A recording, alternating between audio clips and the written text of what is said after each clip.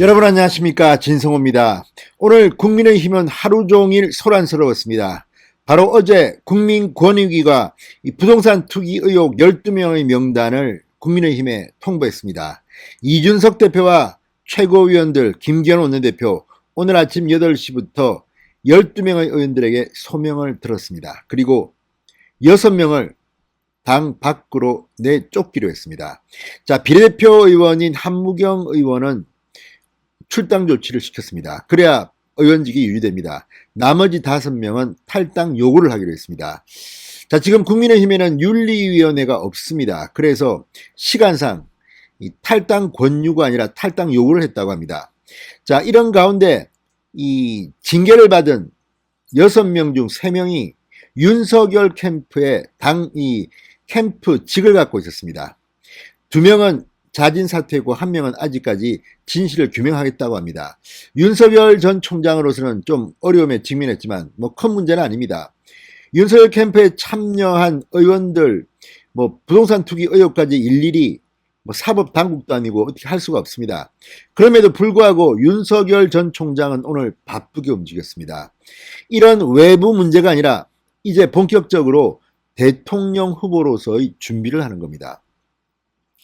지금 김병민 대변인도 말했지만 윤석열 캠프가 너무 커지다 보니까 이런저런 실수가 있습니다. 그러나 중요한 것은 미래를 준비하는 정책을 만드는 겁니다. 자, 윤석열 캠프는 지금 굉장히 커지고 있습니다. 거의 문재인 정부 수준입니다. 여기에 참여한 자문단의 교수들, 전직 관료들의 면면을 보면 지금 문재인 정부의 장관들보다 훨씬 더 뛰어난 사람들이 많다는 생각입니다. 그런 가운데 오늘 윤석열 전 총장은 공식적인 대권 행보에 나섰습니다. 오늘부터 윤석열은 달릴 것으로 보입니다. 내일은 국민의힘 대통령 후보들의 비전 발표회가 있습니다.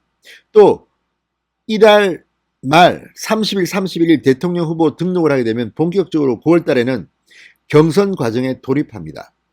그러기 위해서는 말을 아끼고 준비를 하는 게 중요합니다. 오늘 그런 의미에서 상당히 의미 있는 자리가 마련됐습니다.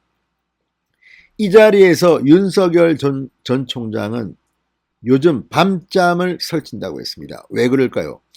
자, 어쨌든 지금 유승민 캠프에서 윤석열을 비난하고 이준석 대표는 사과를 했는데 이준석과 같은 편이라고 의심을 받는 쪽에서는 지금 윤석열을 맹공합니다. 그렇지만 이거 다 무슨 소용이 있겠습니까?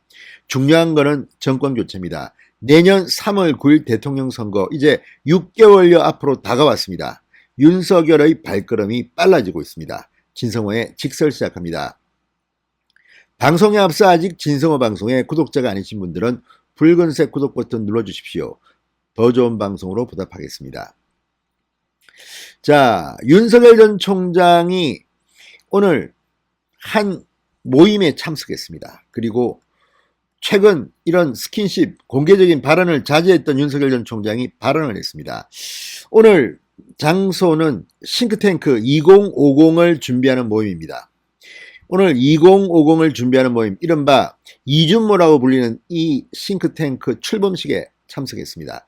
앞으로 이 이준모는 상당히 많은 활동을 할 것으로 보입니다. 자, 100여 명의 각계 전문가로 구성됐습니다.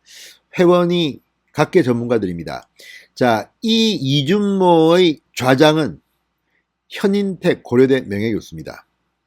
자, 고려대학교의 정치 외교 분야, 통일 분야의 학자로서, 그리고 이명박 정부의 통일부 장관으로서 이 현실과 또 학문 양쪽을 경험한 사람입니다.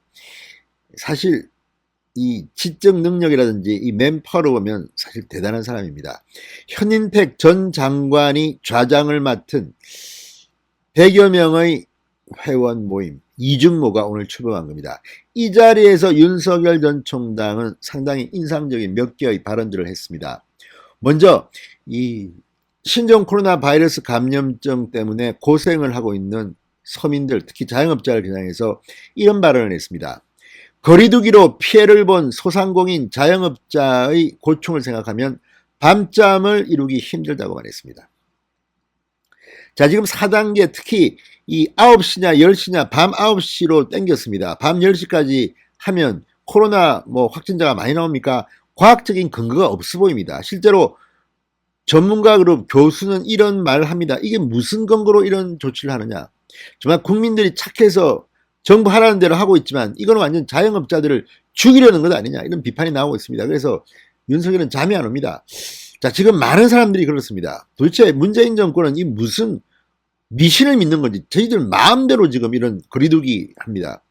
자, 밤에는 코로나 바이러스가 많이 옮고 낮에는 옮지 않습니까? 왜 낮에는 4명이 밥을 먹을 수 있는데 밤에는 2명밖에 안 됩니까? 이거 아무런 근거도 없습니다. 지금 식당 가보면 식당 주인 종업원들 열변을 토합니다. 열변을 토해 지금. 이게 문재인 정권의 현실입니다. 윤석열 전 총장은 어려움을 조금이나마 들어드리는 방안은 좋은 정책을 제시하는 것이다. 정권 잡으면 다 바꾸면 됩니다. 자, 지금 윤석열 전 총장 무엇보다 미래를 위한 대안을 만들어야 됩니다. 지금 남 헐뜯고 윤석열 나쁜 인간아 이렇게 쿠데타느냐 이렇게 헐뜯는 사람들이 있습니다. 그런데 그런 것들은 정권을 교체하는데 얼마나 도움이 될까요? 중요한 것은 대안을 제시할 수 있는 능력, 그 집단지성을 만들 수 있는, 정책을 만들 수 있는 그룹을 확보하는 겁니다. 자, 윤석열 전 총장은 오늘 온라인 비대면 방식으로 진행된 출범식에서 코로나19로 인한 기초수급자 급증, 북한의 미사일 위협, 백신 수급 불균형 등 신속 정확하게 대처해야 할 과제가 산적하다. 또 탈레반이 20년 만에 정권을 재탈환한 아프가니스탄에서 벌어지는 비인도적 사태는 국제사회에 복합적인 메시지를 던져준다고 꼬집었습니다. 자, 지금 이 아프간 사태를 보면서 대한민국 안보를 걱정하는 국민들이 많이 늘었습니다. 미군이 철수하면 어떤 일이 벌어지는가, 이런 이야기도 나오고 있습니다. 자, 윤석열 전 총장은 오늘 이렇게 말했습니다. 2050, 20대부터 50대까지겠죠. 아마 2050을 준비하는 모임과 같은 싱크탱크가 전문가들의 수준 높은 제안을 통해 국민을 위한 정책을 제안하길 기대한다. 최대한 공약에 반영해서 국민께 희망을 드릴 수 있도록 최선을 다하겠다고 강조했습니다. 지금 윤석열 캠프는 정치인도 정치인이지만 이 자문단, 학자, 전직 과요들이 어마어마합니다. 근데 문제는 이 아이디어, 이것들을 갖다가 지금 끄집어내가지고 하나로 정리할 수 있는 능력이 지금 좀 부족한 게 아닌가 싶습니다. 빨리 정리를 해서 이 전체를 아울 수 있는 훌륭한 리더를 빨리 확보해서 윤석열 전 총장이 하나하나 지금 대안을 제시해야 합니다. 문재인 정권, 게다가 이재명, 이낙연 허황된 지금 정책들을 발표하고 있는데 이대로 가면 나라가 거들날지도 모릅니다. 자, 윤석열 전 총장은 또 이날 국가의제를 발굴 제시할 역할을 담당한 정책 싱크탱크 미래비전위원회도 발족시켰습니다. 성장 동력, 양극화, 에너지, 기후변화, 포스트 코로나 시대, 뉴노멀 등의 이슈에 대해서 해법을 제시하겠다고 했습니다. 자, 이 모임의 위원장은 김영기 경북대 명예교수가 선임됐습니다.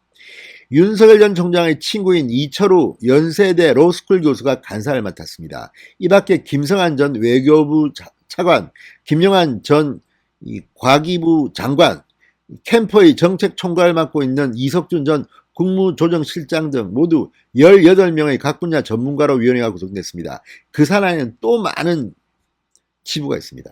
자, 어쨌든 윤석열 전 총장 캠프가 이제 정치 입싸움 이런 거 말고 대안을 제시할 수 있는 집단지성을 만들 수 있는 모임들이 만들어지고 있습니다.